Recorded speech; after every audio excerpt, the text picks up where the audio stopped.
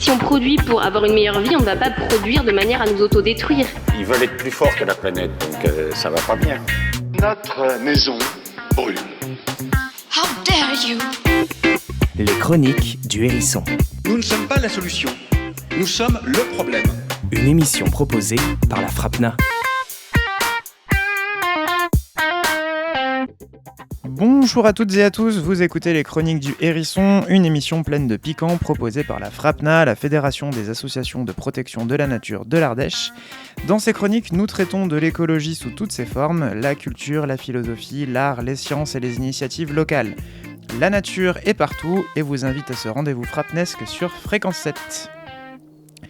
Et nous sommes aujourd'hui à La Chapelle-sous-Aubenas avec Jérôme Barretti et Louise Burke de l'association Vie. Donc bonjour à tous les deux. Bonjour. Bonjour.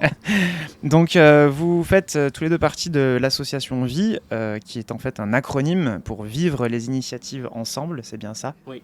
Et est-ce que donc, vous pouvez nous expliquer en quelques mots qu'est-ce que fait cette association ? Oui, alors l'association Vie, c'est une association d'éducation à l'environnement et d'hortithérapie, de jardinage thérapeutique. Et du coup, donc là, on a ce jardin qui est situé à La Chapelle-sous-Aubenas. Et on intervient dans des écoles, des crèches, des EHPAD et d'autres structures sur le sud Ardèche. Ok. En gros. Alors, tu as dit un mot un peu compliqué, hortithérapie. Hortithérapie. Qu'est-ce que c'est Oui. que ça ? Hortithérapie, c'est ce qu'on peut appeler une thérapie complémentaire. Donc, c'est une manière d'accompagner des personnes. Ça peut être des personnes âgées, des personnes en situation de handicap, en fait un public hyper large, et de se dire que par les plantes, par le contact avec le dehors, avec le jardin, on va pouvoir travailler plein de choses. Donc par exemple la mobilité, la mémoire, la stimulation sensorielle, l'expression, le lien social. Et donc utiliser vraiment le jardin comme un levier pour aller mieux, pour maintenir sa santé. En gros, peut-être qu'on détaillera plus tard, mais... Ouais. Bon, tu peux détailler maintenant. Ok. Si ça... Et donc, par exemple, nous, on travaille beaucoup, donc depuis le début de l'association, depuis 15 ans, on travaille avec un groupe d'adultes en situation de handicap qui sont dans un foyer de vie juste en face du jardin, le foyer de vie Les Oliviers de Béthanie. Et donc, avec eux, tous les mardis de l'année, on jardine, on se met en mouvement, on profite d'être dehors, on travaille...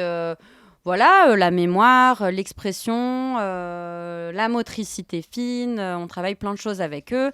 Et donc, on intervient aussi beaucoup avec des personnes âgées, avec des objectifs qui peuvent être un peu différents, mais qui ressemblent. Et donc, voilà. Et alors concrètement, tu dis, vous travaillez la mémoire, par exemple, la motricité fine, c'est en manipulant les plantes, les fleurs, en cultivant, en plantant aussi peut-être ? Ouais. Alors la mémoire, par exemple, on travaille beaucoup sur les odeurs, par exemple, donc avec des personnes âgées, par exemple des personnes atteintes d'Alzheimer ou de troubles apparentés, on va, avec des plantes aromatiques, sentir des odeurs. Et du coup, par la mémoire olfactive, ça va venir réactiver des souvenirs. Et donc, des fois, on a des personnes qui ne s'expriment presque plus. Et en fait, en sentant une odeur, qui vont avoir des souvenirs hyper précis. Et donc, ça vient réactiver certaines parties du cerveau qui sont parfois peu sollicitées. La motricité, ça va être par exemple faire des semis, mettre de la terre dans un godet. On va attraper des graines, donc faire des mouvements précis. Et donc, on va venir stimuler un peu ces parties-là, qui peuvent être des fois travaillées par du kiné, par de l'ergothérapie. Et nous, là, on va le travailler par les plantes, par le jardin. Ok. Et le fait d'être dehors, en contact avec les plantes, avec le vivant, d'être... au soleil, avec les oiseaux autour, etc. C'est quelque chose qui est important aussi dans le processus ou c'est... Oui, c'est important dans le sens où là, je parle un peu des choses qu'on fait en activité, mais en fait, parfois, juste passer un moment au jardin, y a plein de choses qui vont se passer, même si on n'est pas forcément actif dans une activité. Et en fait, d'entendre le bruit des oiseaux, de juste mettre les mains dans la terre, il y a des choses qui vont se déclencher. Il y a, j'adore raconter ça, mais il y a une bactérie dans la terre qui s'appelle le Mycobacterium vaccae.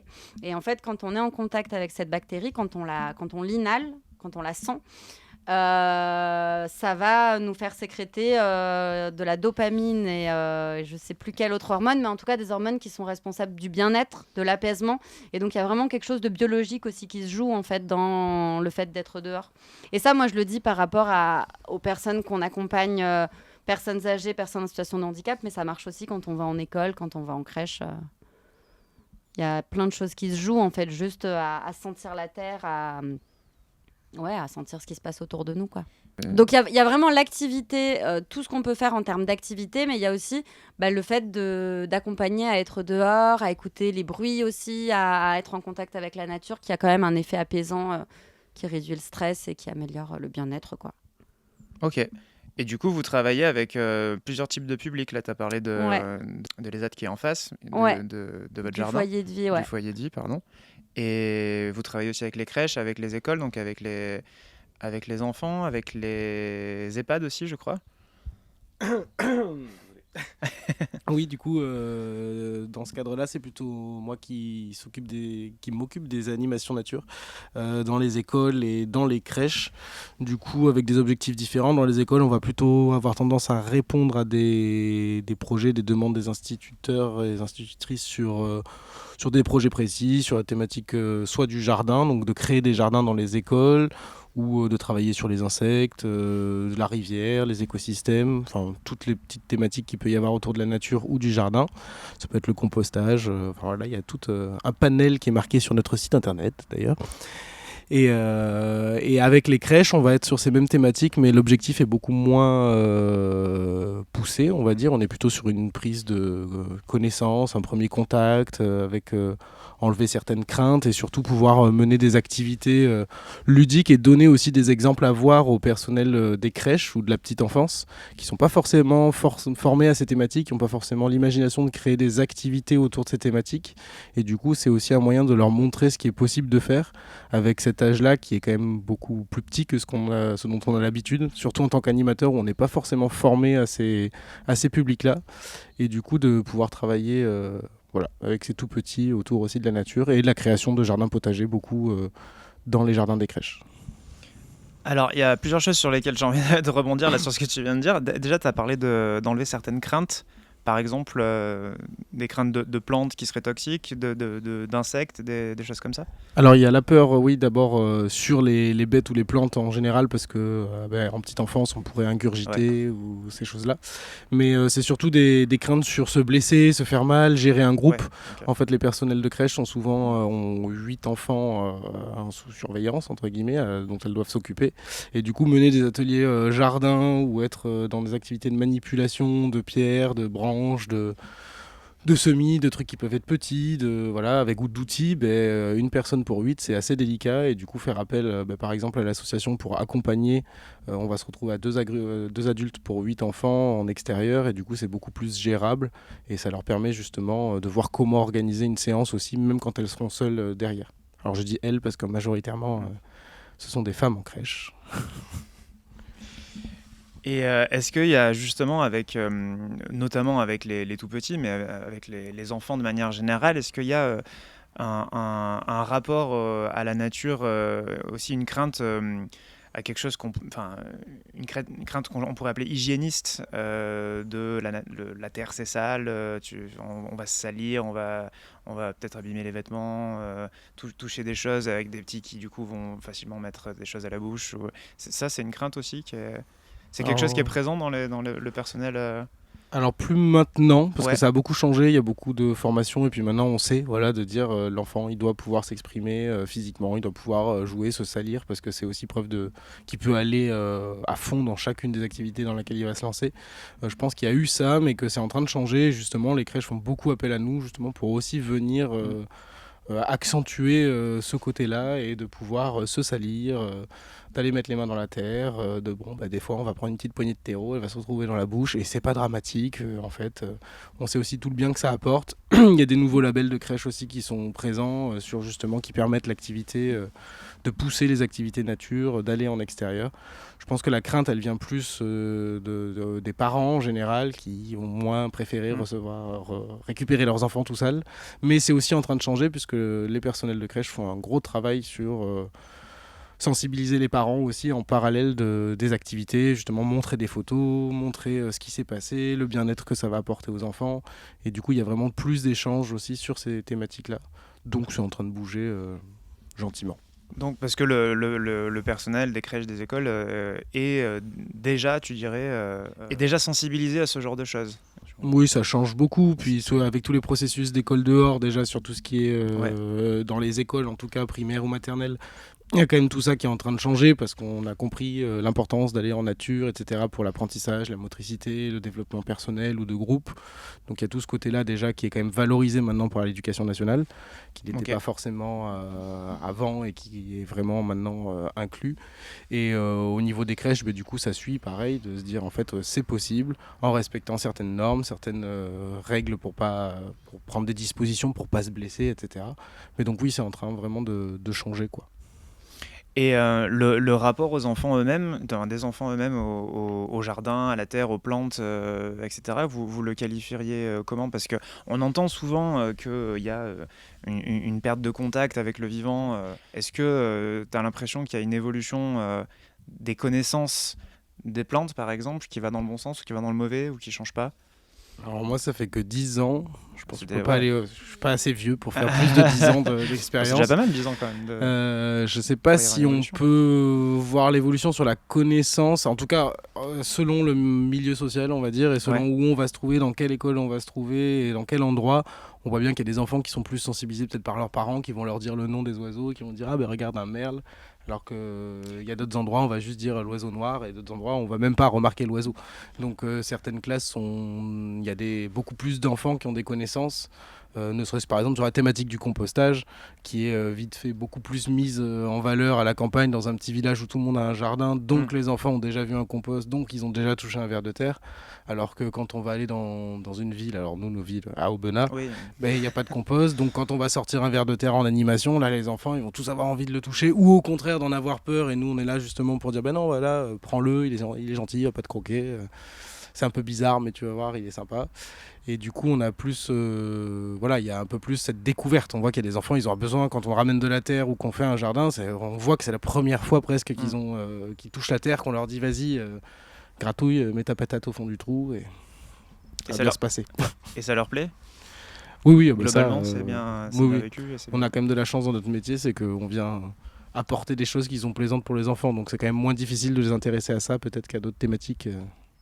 Et du coup, on a parlé de tout votre travail d'animation, de sensibilisation, de thérapie aussi. Mais du coup, on n'a pas peut-être assez parlé du jardin dans lequel vous travaillez. Est-ce que vous pouvez nous en parler un petit peu de ce jardin ? Est-ce qu'on peut venir le visiter, par exemple, en dehors des animations ou pas ? Est-ce qu'il est ouvert au public ? Alors, dans l'idée, c'est un jardin qu'on utilise plutôt pour nos ateliers, donc avec des structures. La plupart de nos ateliers, c'est directement avec des groupes des différentes structures avec lesquelles on travaille.